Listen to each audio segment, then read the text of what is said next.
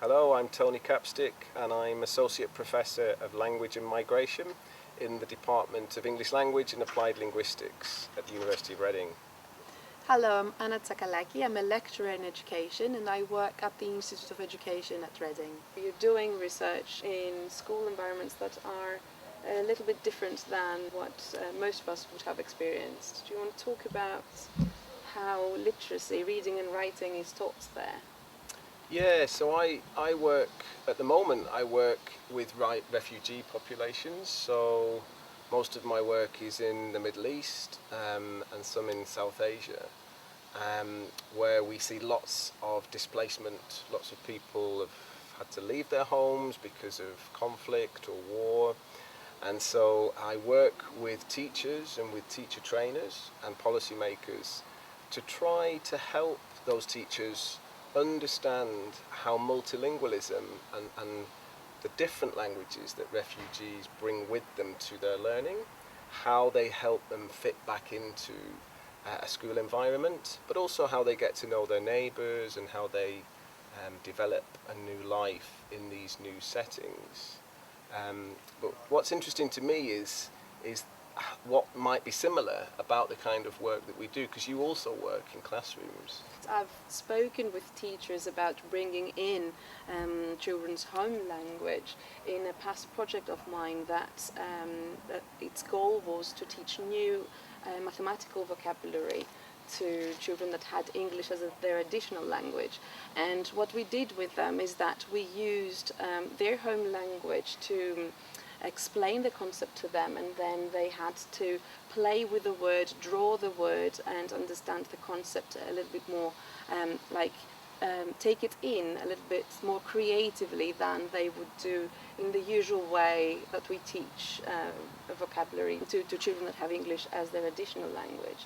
And what's interesting about the findings of this study is that teachers seemed to acknowledge the inclusiveness of this way of teaching, of acknowledging their home environment and the language that the child speaks at home, and how it helped them to approach learning from a different perspective. A similar finding to yours, Anna. In refugee settings, what we see is a lot of programs involve what's called psychosocial support, so trying to help learners understand some of the adversity that they faced, but using arts-based approaches to literacy development as a way of also providing some of this support, so helping them to work together in teams, work together again in small groups, even though they may have experienced trauma, and that can be quite difficult for them, and learning how to bring those home languages that you mentioned into those group activities, and learning to respect those home languages that may be different to the dominant language of the school. So if you're a Kurdish speaker from Syria and you are now building a new life in northern Iraq, you will be using different home language varieties to maybe those Iraqi Arabic speaking learners that you're now who are now your classmates. So helping teachers to understand how to work across those different languages has been a very useful way of helping them then help these students fit into their new lives. It's great that you mentioned the importance of relationships with each other, like in teams, because that's another thing that those teachers brought up when doing this project of ours. When we asked them about strategies that they use to help children to understand the new vocabulary and take it in, they were using a scheme called buddies, where they would talk to other children of their age, like in their classroom, somebody from the same language background perhaps that could help them understand the new vocabulary, or even a native speaker, so a monolingual child, but with whom they could develop a kind of friendship. So then learning becomes part of a wider context of community as such, and not we are now teaching vocabulary to children or we're teaching them to read and write in English. It's more like we are developing the community side of it, which is common to what you are describing. You mentioned strategies, a project that starts this autumn that I'll be working on in Pakistan, tries to identify what are the linguistic strategies that teachers use when they move across Urdu, Punjabi and English, because maybe they feel sometimes that amount of mixing can be very disruptive for their students.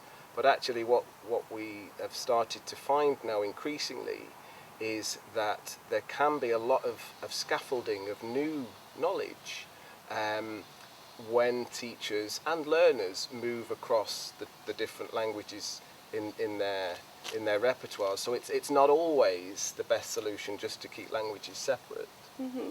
Indeed, and I wanted to also bring in the aspect of families, their role in the home environment, and how it can help the work that is done in schools by supporting children at home. To refer to something I've done recently during the pandemic, where we asked families how they were supporting their children with home learning, doing reading and writing at home during school closures.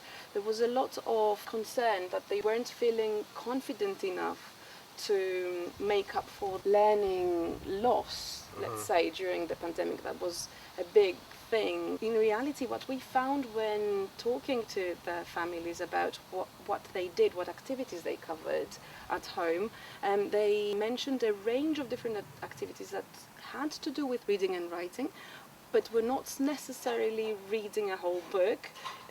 They could have been activities like keeping diaries or playing board games, and they would still try to encourage this love of reading with the children. I wondered whether you found anything relevant with the projects you've done.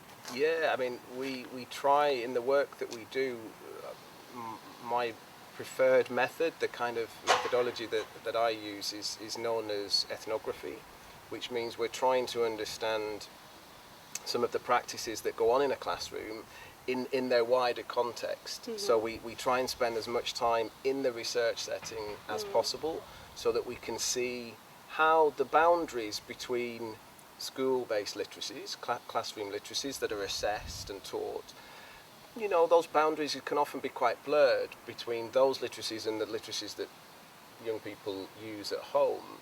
So what they do on social media, for example, will have some kind of similarity to what they do in the classrooms. It might look very different initially in the kind of the way that it's produced in those different modes, but still it's by helping teachers understand what some of the similarities might be, will then help them sort of understand how you draw on the home literacies to then develop some of the literacies that they need to then pass exams and get their qualifications. Yes, exactly. I think it's similar to what you were referring to earlier on about bringing their home language in school. So understanding more of the home activities, home environment would help actually both parties, both the families and the teachers, to support the children. Why do we think that the projects that we do, the research that we do, is important and is applicable to the wider context? We tend to focus in our research on newcomers or migrants or refugees, but actually the host community, which is what we call it when we're working in migration studies, the host community, they also obviously are a fundamental part of the research that we do, because it's those neighbourhoods or those communities or those classrooms where all these different groups come together. So they stop being groups when they're learning together.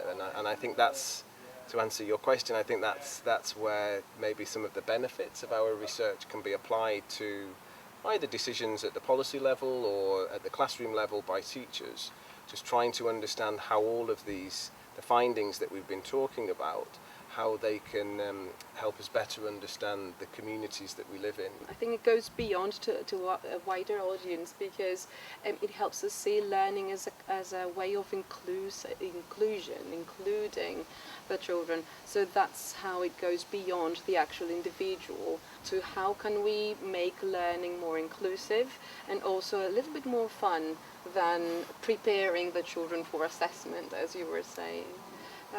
Thank you, Tony. I really enjoyed today's conversation with you. We need to do it more often. Yes, we should.